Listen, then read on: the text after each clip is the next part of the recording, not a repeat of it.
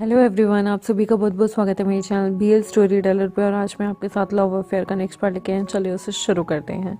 जैसे कि हमने पिछले पार्ट में देखा था कि लवांगची और विभूषण को सच पता चलता है कि जो हमारा वेन युआन था वो एक्चुअल में लेन युआन है और लेन शुजुई इसका रियल नेम है।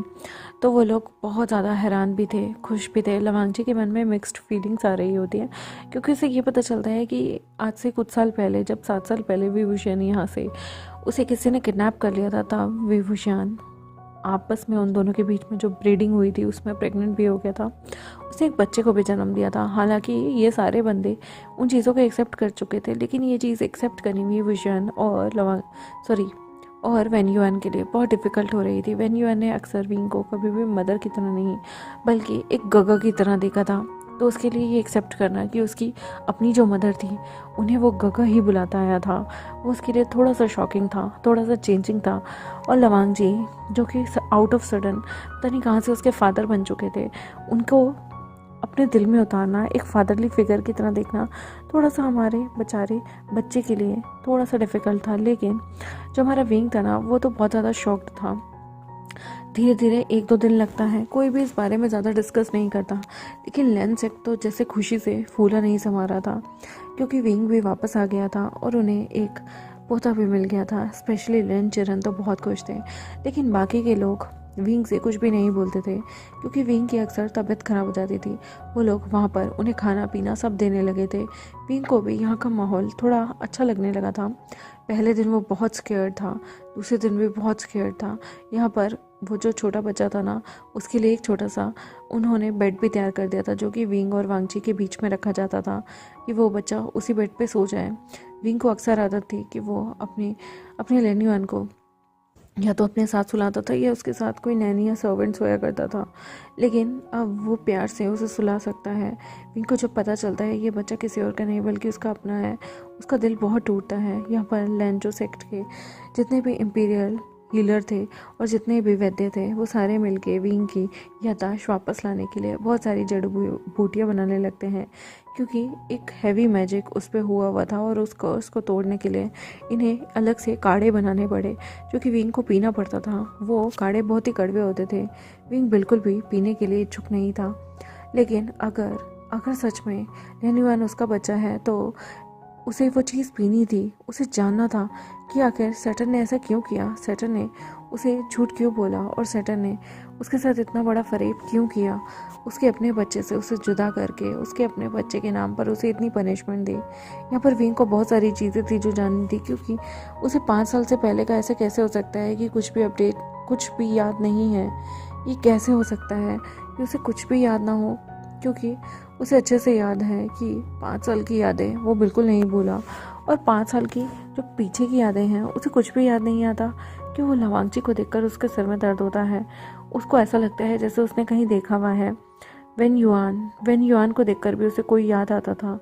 उसके मन में बहुत सारी चीज़ें चल रही थी और अब उसे खुद भी डाउट होने लगा था कि सैटर्न ने उसे हर बार सिर्फ और सिर्फ झूठ बोला है और कुछ भी नहीं किया। विंग को अब वो लोग किसी भी केबल से बांध के नहीं रखते थे, लेकिन हाँ, जो लवांगजी था ना, उसने इनविजिबल केबल अभी भी विंग के हाथों पे बांधी हुई थी जिससे विंग जो था फ्रीली कहीं भी घूम सकता था, पर ज़्यादा यानी कि आधा किलोमीटर दूरी के दायरे में वो नहीं जा सकता था। अगर वो जैसे ही वहाँ से ज़्यादा दूर जाने की या भागने की कोशिश करेगा तो वो जो स्ट्रिंग था वो उसे फटाफट से पुल बैक कर लेगा, यानी कि अपनी तरफ खींच लेगा। सेम लवांगजी ने जो स्ट्रिंग था अपने बच्चे की कलाई में भी बांध दिया था। लवांगजी की इसकी वजह से स्पिरिचुअल एनर्जी तो जा रही थी, लेकिन वो जल्दी से जल्दी रिकवर होना चाहता था। लवांगजी के पास अब जीने की वजह थी और जल्दी से जल्दी तैयार होने की, यानी कि जल्दी से जल्दी ठीक होने की भी एक सॉलिड वजह थी। पहले वो कहीं ना कहीं अपनी फैमिली को, अपने विजन को खोने की वजह से बहुत ज़्यादा सैड हो चुका था, लेकिन अब उसके पास जीने की बहुत सारी वजहें थी और जिनमें से एक था उसका अपना बच्चा होना। लवांगजी को कोई प्रॉब्लम नहीं थी कि विंग ने उसके बच्चे को जो जन्म दिया है वो कहीं भी दिया हो, लेकिन उसे अपने बच्चे की लाइफ अब, जो कि पहले बहुत ज़्यादा मिजरेबल हो चुकी थी, उसे अब सुधारना था। उसमें बहुत सारे चेंजेस लाने थे और वो इस बच्चे के लिए बहुत सारे ऐसे एफर्ट डालना चाहता था जो कि एज अ फादर वो हमेशा से चाहता था कि वो डाले। जब भी वो शिचन और उसके बेटे जिंगई को देखा करता था तो उसके मन में अक्सर ये सवाल आया करता था कि काश मेरी भी औलाद हो जिसके साथ मैं खेल सकूं, बात कर सकूं, जो मुझे मेरी फीलिंग को समझ सके, जो ये समझ सके कि उसके फादर क्या चाहते हैं और क्या नहीं। यहाँ पर जब उसके सामने जीता जागता ये बच्चा था तो अब उसकी ना जाने कितनी हसरतें जो कि पहले रह गई थी अब वो पूरी करना चाहता था। वो अपने बच्चे के लिए हर वो चीज़ करना चाहता है जो एक बाप अक्सर उसका ड्रीम होता है कि वो अपने बच्चे को वो सारी खुशियाँ दे। यहाँ पर जो हमारा प्यारा सा युवान है ना वो भी बहुत खुश था, उसे एक फैमिली मिल गई थी। हाँ, उसके लिए चीज़ों को एक्सेप्ट करना बहुत ज़्यादा डिफ़िकल्ट था क्योंकि बचपन से उसके मन में एक चीज़ बैठा दी गई थी कि जो हमारा विजन है ना वो उसका गगा है। लेकिन अब धीरे धीरे वो चीज़ों को समझ रहा था कि विजन उसका गगा नहीं है, विजन एक्चुअल में उसकी मदर है। पहले उसके लिए चीज़ें बोलना बहुत मुश्किल था लेकिन धीरे धीरे पूरे लैंड सेट ने उसे वो आदत डलवा दी। और जब वो पहली बार विभूषण को माँ कहता है ना, विभूषण की आंखों में अपने आप ही आंसू आने लगते हैं। उसने कभी नहीं सोचा था कि उसे ऐसी कोई फीलिंग होगी या किसी के कुछ बोलने से, मतलब किसी के माँ बोलने से उसे इतना अच्छा लगेगा। उसे पहली बार बहुत अच्छा लगता है और यहाँ पर अनकॉन्शियसली वो बड़े प्यार से हक कर लेता है हमारे प्यारे से बच्चे को। यहाँ पर एयुआन को सच में पहली बार ऐसा लग रहा था जैसे विंग का हग उसे सच में एक फैमिली हग, एक माँ वाला हग लगा है। वो बहुत इमोशनल होकर रोने लगता है और कहता है सैटर्न, यानी कि फादर ने, फिर वो फादर नहीं बोलता, दोबारा से सैटर्न बोलता है।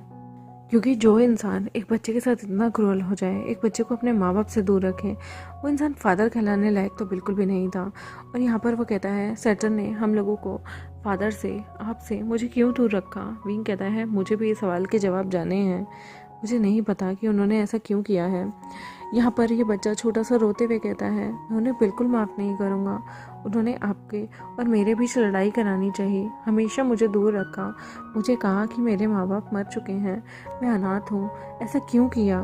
विंग कहता है मुझे भी नहीं पता, लेकिन मुझे एक चीज़ पता है, वो मेरे हाथों लवांगची को मरवाना चाहते थे और वो हमेशा मुझे तुमसे दूर करने के लिए बहाने ढूंढते रहे। दैट मीन्स वो कभी नहीं चाहते थे कि मैं इस दुनिया में वापस आऊँ, मैं अपने पति और अपने बच्चे के पास वापस आऊँ।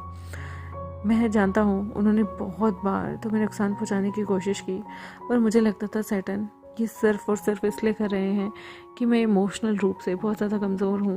लेकिन अब मुझे ऐसा लगता है जैसे उनके पास तो कोई दिल था ही नहीं, कुछ भी नहीं था, बस वो मुझे एक मोहरे की तरह यूज़ करना चाहते थे। यहाँ पर मेरी ही फैमिली को मेरे हाथों से बर्बाद करवाना चाहते थे और उसके बाद उन्हें क्या मिल जाता, बल्कि उनके ये सब करने की वजह से ज़िंदगी भर मेरे मन में गिल्ट रह जाता, मैंने इन लोगों के साथ कितना बुरा किया है और मैंने अपने ही पति को मार दिया। इनकी कुछ यादें धीरे धीरे उसके जहन में आने लगी थी और उसे लंजा, किस तरह से वो लंजा के आगे पीछे घूमता था जब वो यहाँ आया था, शिजुन शिजुन करते उसकी ज़ुबान नहीं थकती थी। वो सारी चीज़ें जब उसे याद आती है वो मन में सोचता है उसने अपनी शिजुन को घायल कर दिया जो उसके लिए हमेशा खड़े रहे।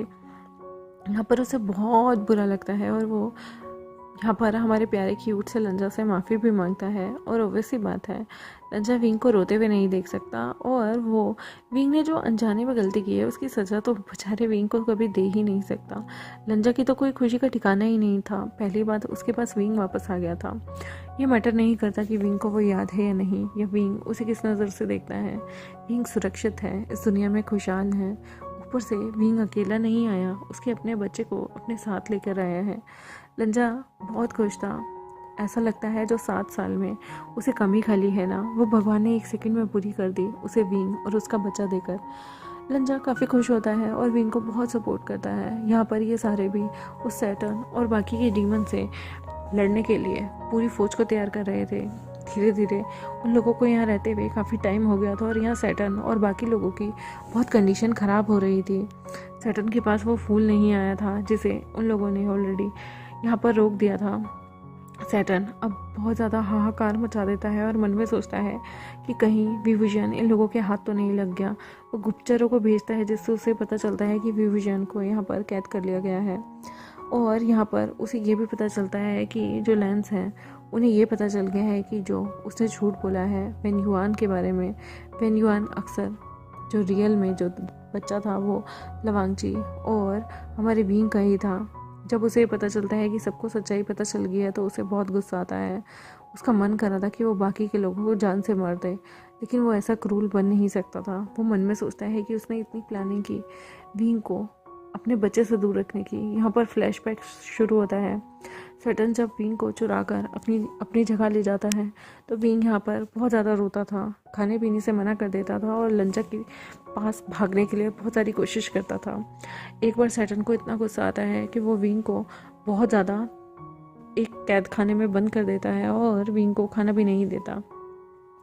विंग जो था ना वो बहुत स्ट्रॉन्ग जान थी। विंग को अपने किसी भी चीज़ की परवाह नहीं थी। वो बस लवांगजी के पास वापस आने के लिए ना जाने कितनी बार अपनी जेल को ब्रेक कर चुका था।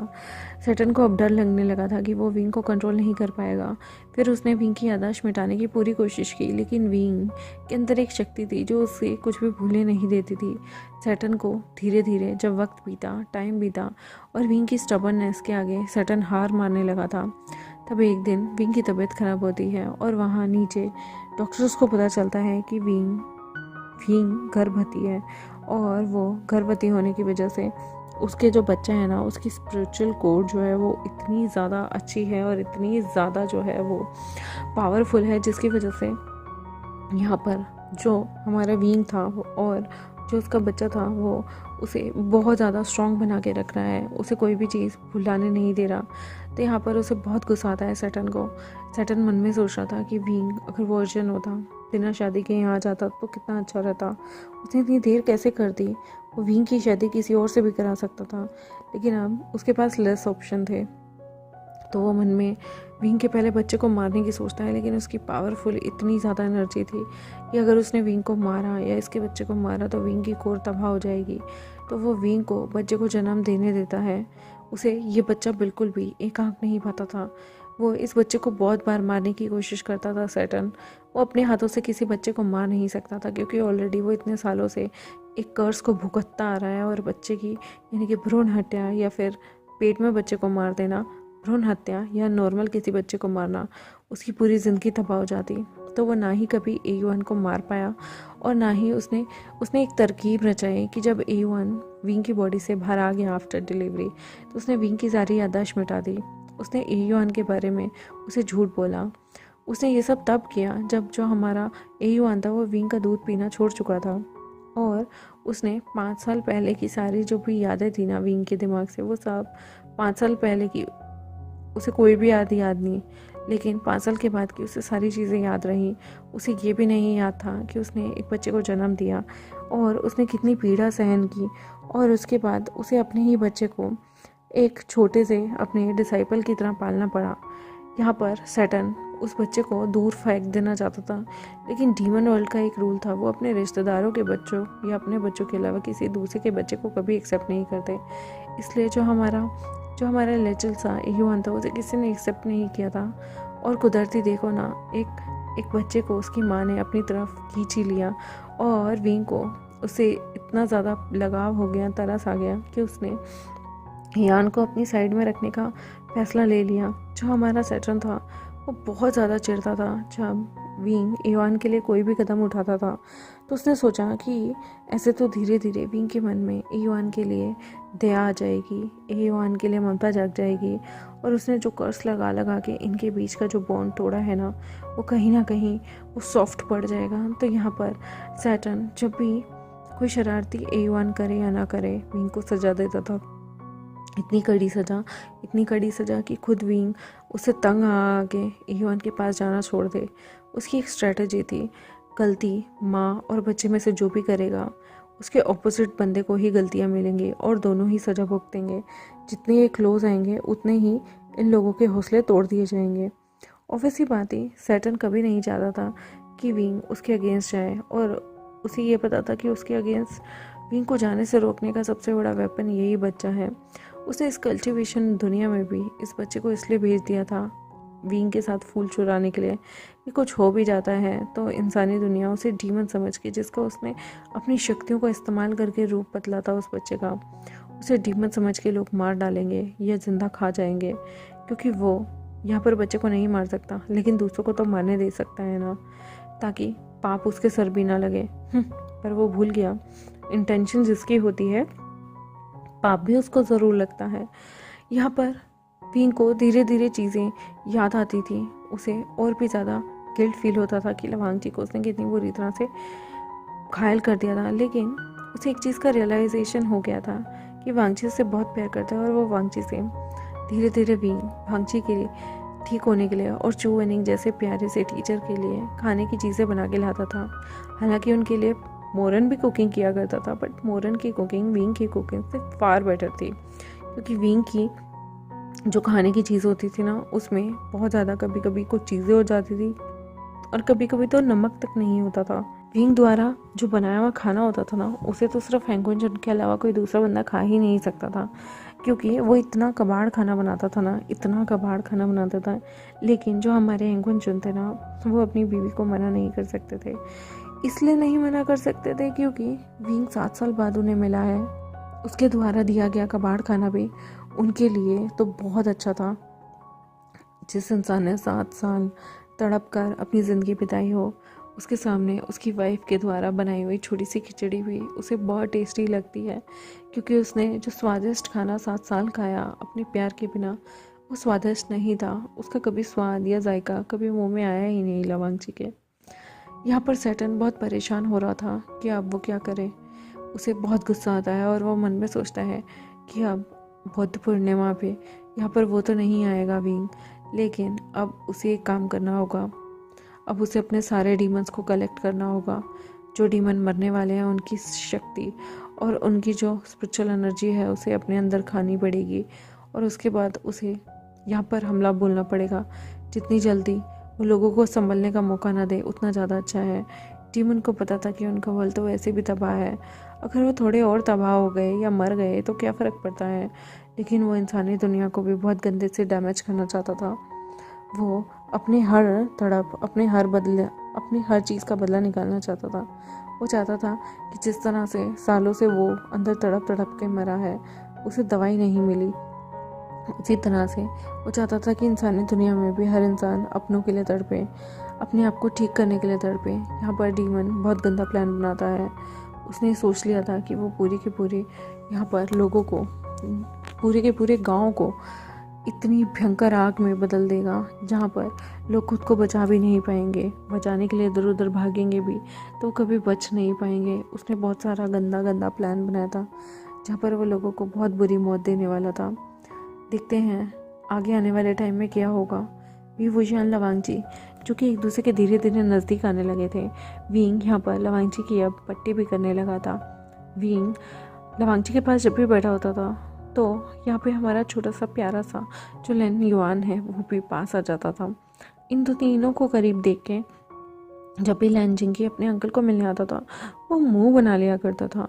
वो अक्सर अपने अंकल से कंप्लेन करता था कि वेन युआन, यानी कि उसके लिए वो लेन युआन को वेन युआन ही जान के कहता था, क्योंकि उसके अंकल इस लिटिल लैन की वजह से उसे इग्नोर कर रहे थे। वो अक्सर पाउटी फेस बना के कहता था, अंकल तो मुझे भूल ही गए हैं, अंकल के लिए अब मैं कोई मायने नहीं रखता, अंकल तो मुझसे प्यार ही नहीं करते, अंकल अब तो आपको लेन शुजू ही ज़्यादा प्यारा है, अंकल को जिंगी से कोई लगाव नहीं है।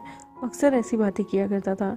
विंग उसे उसके चीक्स पुल करता था तो वो कह देता था, आप मुझे टच मत कीजिए, आप गंदे हैं, आपने मेरे अंकल को इतना तंग किया है, आपने मेरे अंकल के साथ बहुत बुरा किया है, मुझे टच मत कीजिए, डू नॉट टच, आप अलाउड बिल्कुल नहीं हैं, और अगर आपने यहाँ से जाने की सोची तो याद रखना बहुत जल्दी मुझे तलवार मिल जाएगी, अगर आप यहाँ से गए तो मैं आपको फिर से पकड़कर वापस ले आऊँगा। ये लिटिल बच्चे का हौसला देखकर विशन मन में सोचता है कि उसका लेन शुजुई तो अक्सर ऐसे लोगों के बीच में रहा जहाँ उसे डर डर के जीना पड़ता था।